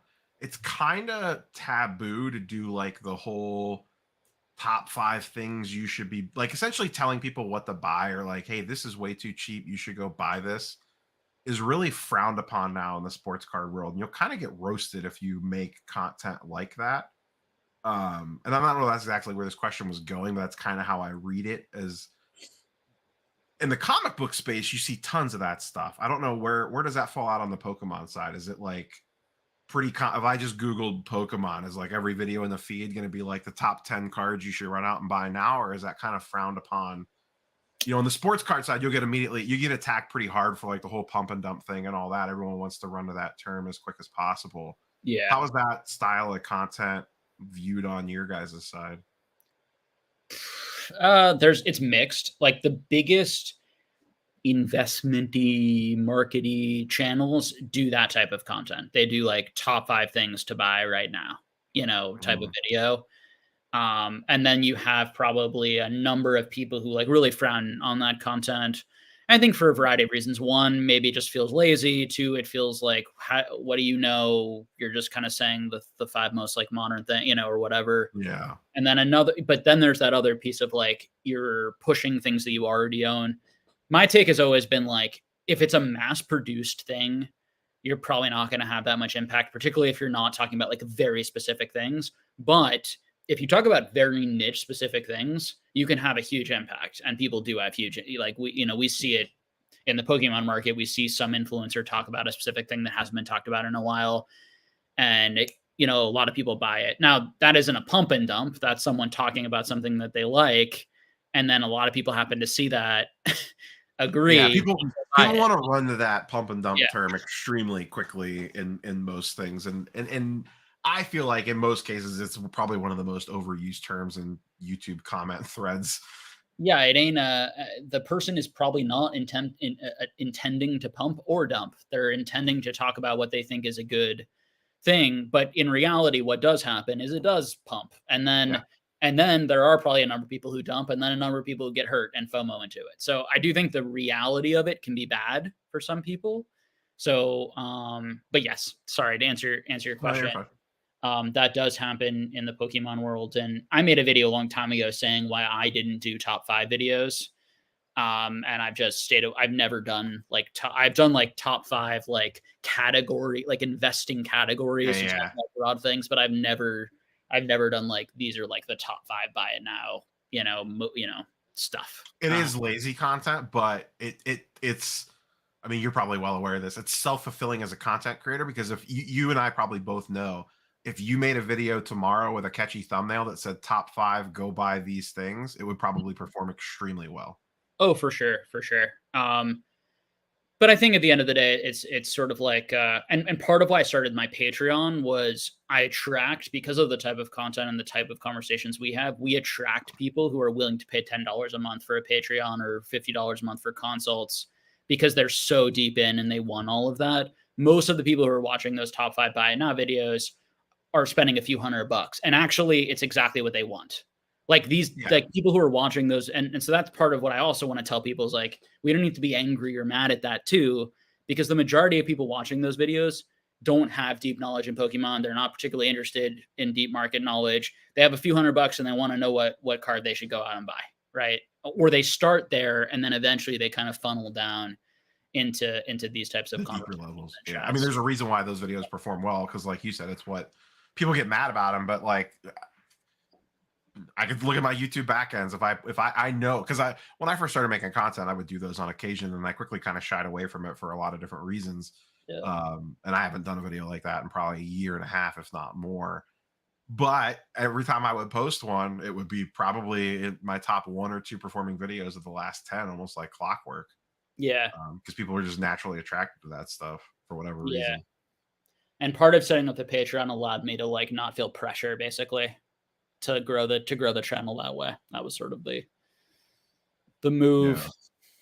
And I know, like, I know for a fact that I've air quotes influenced people, because I get DMs all the time, like, hey, I never collected like, not necessarily about a specific thing, but they'll be like, hey, I never collected comics before, but I always kind of liked them as a kid, and like, you know, I casually came across your, like, watched you for the sports card content, started, you know, got intrigued by the comic book stuff, and they'll usually say like, I went and did my own research and kind of bought whatever they wanted, which is cool to me. Like, that's awesome.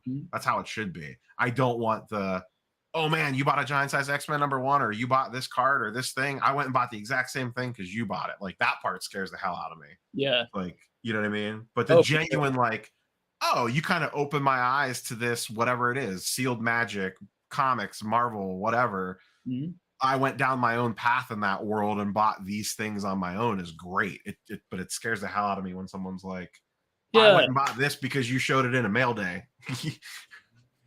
Yeah, and I think that it's very much the type of thing where I try to I think what I don't like is when content creators who have big platforms and where a lot of people like trust them as an expert, or they're like, this person has made a lot of money, they have all the most expensive cards, and so what they're doing is working. When those people come out and give like very strong opinions, positively or negatively, on something without giving much of two sides or saying how subjective it is, and then just say, here, mark it, take it, you know, and then I just think it's irresponsible. So, but I don't think it's a pump and dump. That's I mean, unless you can give me now, Discords are doing pump and dumps. Like, there are legit buyout. Oh yeah, 100%. Right. And there might be some influencers who are pump and dumping. Like, I'm not sitting here saying for sure all these influencers. Odds are there probably are, but the number of accusations thrown around compared to the number of people actually doing it is highly skewed.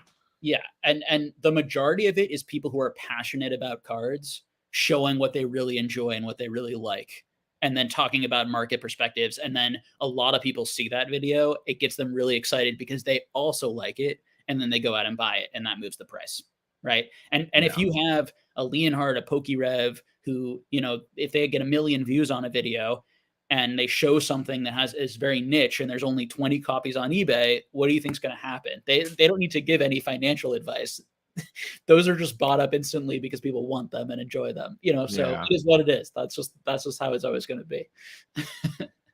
Yeah. And then I think some of those content creation game is always a very interesting discussion with other content creators, especially across like different genre ones. It's interesting to see kind of like the taboo do's and don'ts that sometimes cross over, but sometimes don't, in the varying different kind of places that you dip your toes in. Yeah. Do either of you have some favorite sketch card artists? Do you have artists that you chase? I don't, not sketch cards specifically. My favorite artist is Jim Lee.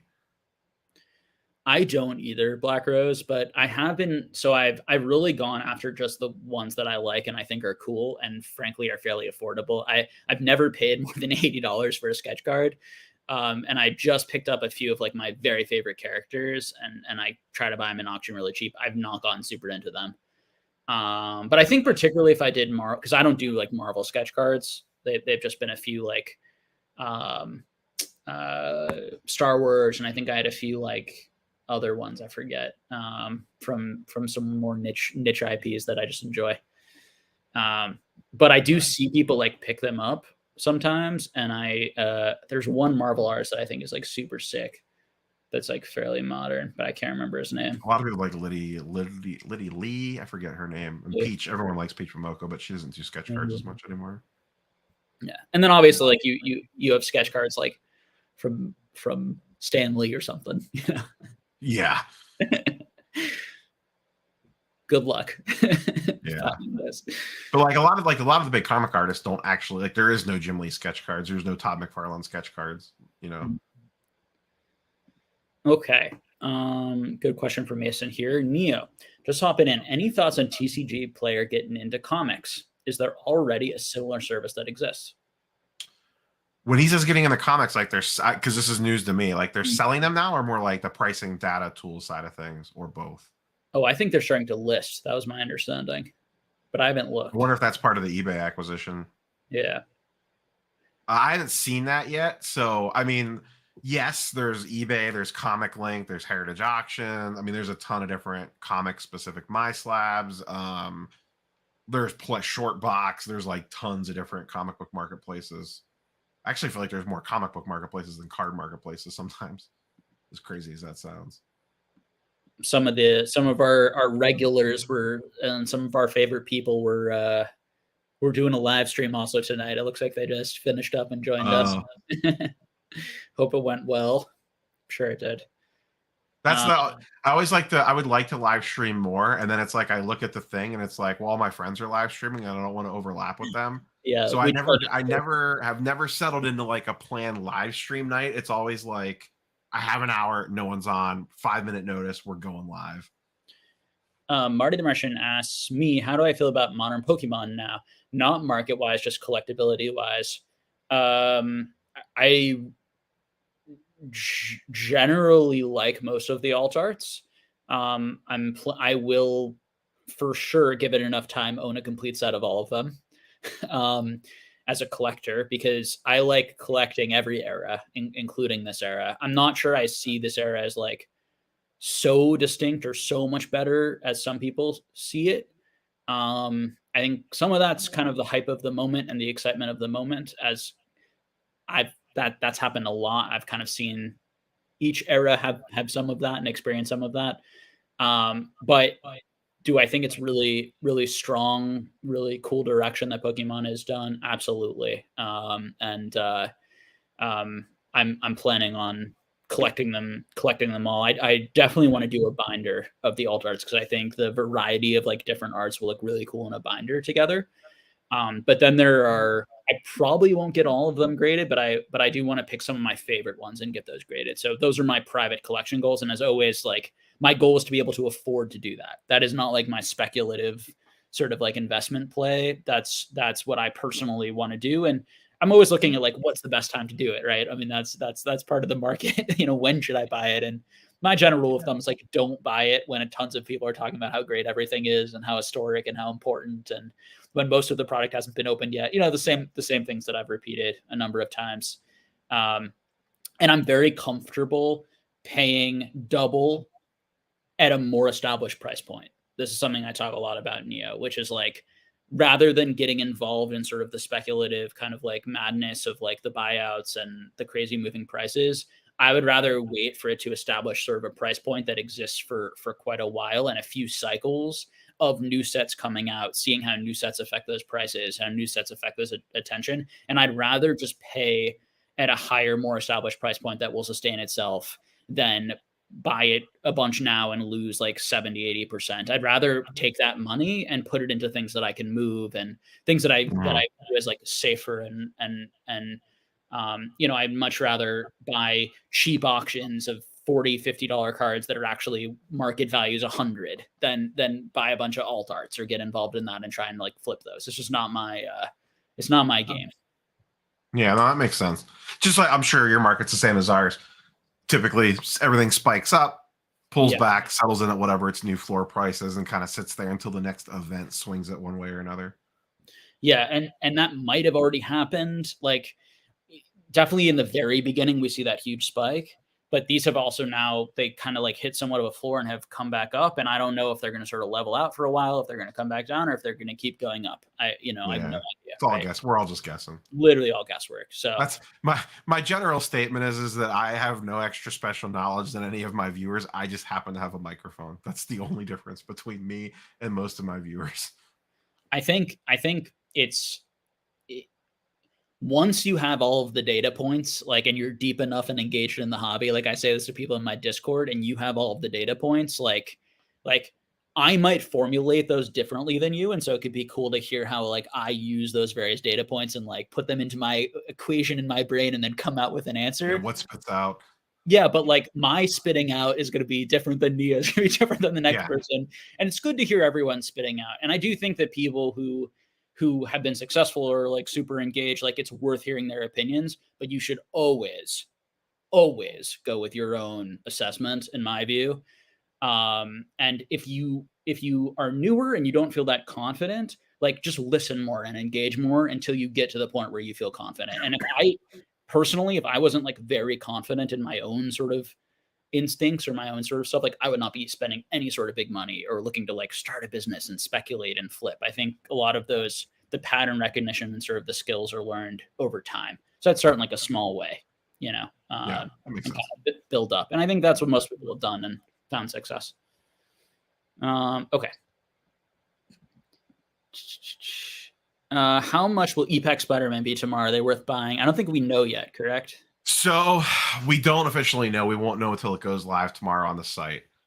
The early speculation was between $300 and $400 a box. Probably, I think a lot of people were hoping for $350.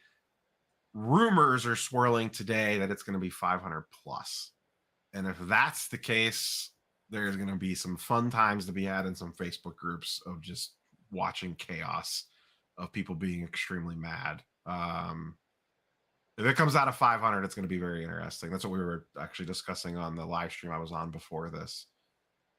Right now, secondary market prices on sealed physical product are about $650 for a hobby box.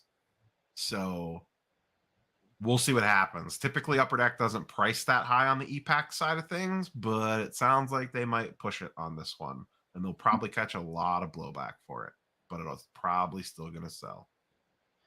So it looks like we have one more question, which I think will be a good place to end for tonight. So I know you're waking up super early tomorrow, and I've got a long drive too. So I love how it says, it seems like you acquire more of your slabs through trades rather than paying cash. Do you feel that is reflective of the entire sports market outside of the six-figure sales? Trading is massive on the sports card side of things. I mean, there are I don't know how this, is there like, this is kind of naive on my part, like, is there actual like Pokemon specific card shows? Or is it just you guys? I know. I mean, I see tons of Pokemon inventory at like the National or like even my local show. I know a couple guys that set up strictly with Pokemon inventory.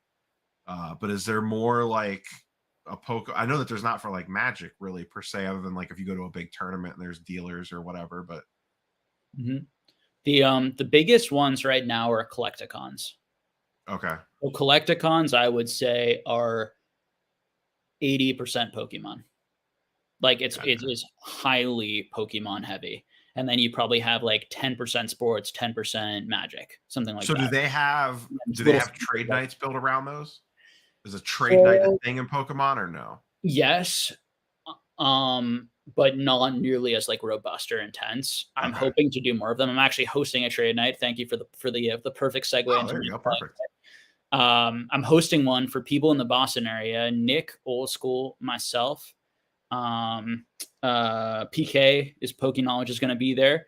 And Dan TCG on Instagram.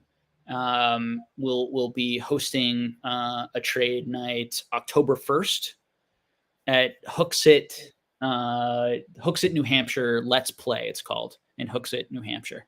So we hope to see anyone who's kind of like in driving distance come to that. We're going to don't worry if you're going to miss that one. We're going to do more.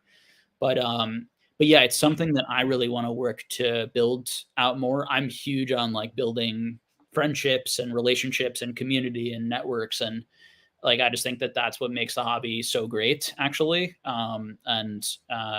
is my favorite part of the hobby beyond the cards. So yeah, so we're hoping to do more of those things now. Like I know like Don Diego did one at the National, which I went to. And but I don't think that there have been like very official ones. They're sort of like at the collecticons, like people go to the hotel and like do some trading. But the one I went to in Charlotte, there was like barely any.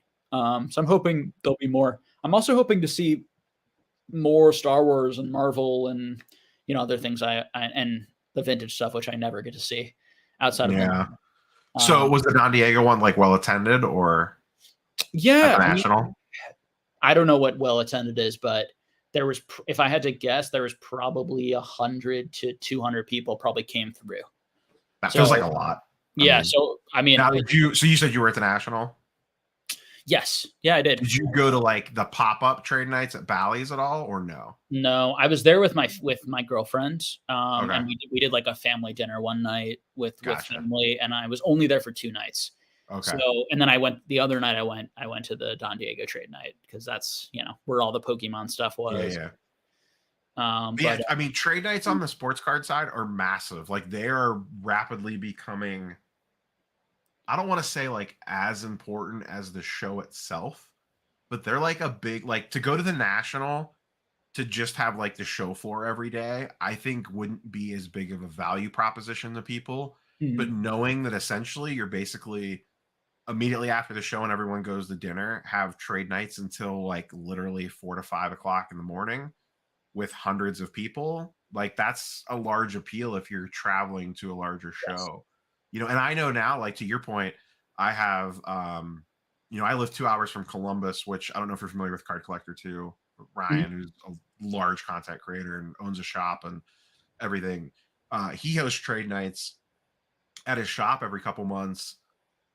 He fills his parking lot with tents and chairs. He'll get like 300 to 500 people on a Friday night for 3 hours. Yeah. Just with, their slab cases. And to your point, it's as much, it's almost becoming less about like, let's do a deal and kind of like everyone just getting together to see friends. Yeah. Like I went to the last couple. I don't even know that I made a deal and I don't even know that I really cared. It was just cool to like see all my friends, sit around, BS about sports, cards, whatever. Absolutely. You know what I mean? And then, drive home and had a great time hanging out with a bunch of people. It's an excuse to get together.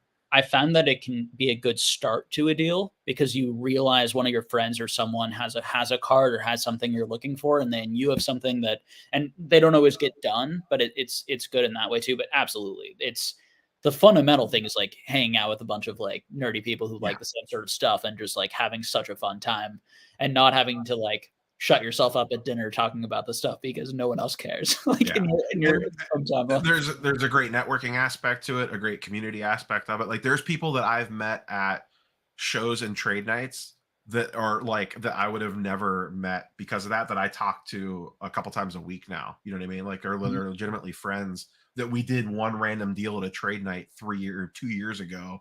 And just kind of like kept in touch, or we would run into each other at the next trade night at that shop or whatever. For sure. But they're becoming a major driver, and it's crazy how like at the National specifically or some of the bigger travel shows, how essentially like a certain area will just literally get taken over.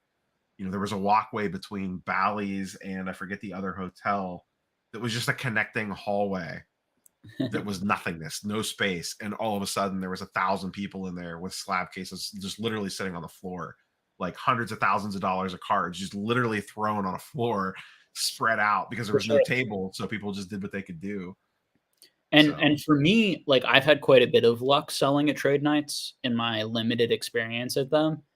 And yeah, I mean they're great buying and selling opportunities. So, people tend to be much more willing to work around comps. Absolutely, it's hey, cool, like this is selling for 100, let's do 85, no problem. Yeah, I mean it's a win-win because we're both saving on fees, right? Or we can split the save on fees. So it's such a good. It's really great experience. You can actually see the card, physically in person that you're buying. And it's great for people who don't want to spend the vending fee, right? To have, or don't have so much inventory, right? That it makes sense to spend that $200, $300, $500, $1,000, whatever it is, vending fee. You can still bring cards. You can still sell cards, at these trade nights. So I'm a big fan. Yeah, someone in chat said I'm gonna have to drive to Ohio. I think I check Card Collector 2's IG. I believe his next one is September 30th. He has like a food truck, the whole 9 yards, and they're bringing in his last couple. He's like it's like turning almost like an event. Like they're bringing in his two co-hosts from Card Talk Pod, Lou and Tyler. The one previously, he had a couple other sports card YouTubers, Roth Cards and Kenny Fornos, and Sports Card Taxi flew in for it, like from out of state, just to come to the trade night and record content. Like, and that once again, that just creates more buzz, and then more people are like, I got to get to this thing, you know. Absolutely. So yeah, if you don't have a local trade night, look into it. Like you said, you're organizing one. I think they're absolutely fantastic community building events. I mean, Pokemon has like a tournament scene that kind of goes along with it, so you kind of already have like a natural like let's get together and hang out and actually play the game. You know what I mean? Where sports cards don't have that aspect. So that's kind of almost like our let's get together and sit across from each other and you know play two decks against each other, if you will. Yeah, I will say that there's often not too much crossover between collectors and players. There's definitely some, but That's a lot. interesting. I wouldn't realize that. I would not have guessed that as an outsider looking in. Yeah, it's and really the collector scene has blown up, you know, incredibly huge. But like a lot of collectors like will play a little here and there, but they would be much more interested in coming to like a trade night to hang out and like talk cards than like going to like play. But like Worlds, which is the big sort of main event. Would that be the Pokemon equivalent to the National? No, it's not, because it's the World Championships actually hosted by the Pokemon. Oh, okay. It's actual. Gotcha. Yeah. So we don't have a national. Like Collecticons, the Collecticons are sort of our biggest event like that. Although some people are working on hopefully doing like a collector version of the national for Pokemon or for non-sports cards, which would be fantastic. There's not to derail you, but there's a big Philly non-sports card show every few months. Oh, cool. What's that one called? That or not? I'm not. I don't remember when the next one's up. I think it's pretty soon, like maybe October or November. Oh, cool. I've never been to it. I've never been able to get to it, but I've heard good things. I don't know how much it was Pokemon based, but I know that there's a lot of like everything essentially. Cool. Probably fit right up your alley. Awesome. I'll look into that. Well, thank you so much. Really appreciate you joining me. Thank you very much to chat for hanging out with us and asking good questions tonight. Any last minute plugs or words or comments you want to make before we start to end it here tonight? No, nothing crazy. You can follow me on all the various social. I'm Neo Cards and Comics on pretty much everything. IG, Twitter, YouTube. YouTube's the primary thing. I put out nearly daily videos, typically at least Monday through Friday and Sunday. 10-15 minute things, mostly sports card talk, definitely some comics, non-sports cards. Someone mentioned it in chat earlier. Probably my claim to fame is grading talk, like breaking down the various grading companies and like price points and what makes sense to grade and doesn't grade and who you should use for what cards, and but analyzing the grading companies from kind of like a business perspective of supply and or like demand for grading services. That's where a lot of people kind of come into my channel. So if you enjoy grading talk, a lot of that going on. But yeah, give me a follow over there if any of those things sound like they interest you. Do occasional live streams here and there, and we'll be happy to come back anytime you want me. Yeah, I would definitely suggest people, go subscribe to Neo and support him, because it's just great to support people, but also because Neo's someone who I think is well spoken, articulates his points well, and is like a big fan of this stuff and very engaged in these hobbies. So someone I definitely think is worth listening to. So again, just really appreciate your time, and hopefully we'll be in touch again. You too, man. It was great. And on my end, what do I have? Nothing too much. Patreon monthly will have announced soon, hopefully.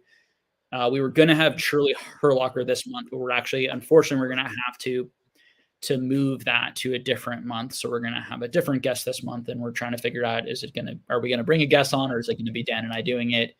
And then otherwise, just appreciate everyone continuing to support me there. And on the Discord and on this channel, just like watching and engaging and answering questions.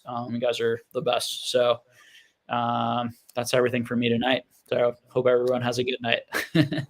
Take care. Later, everybody.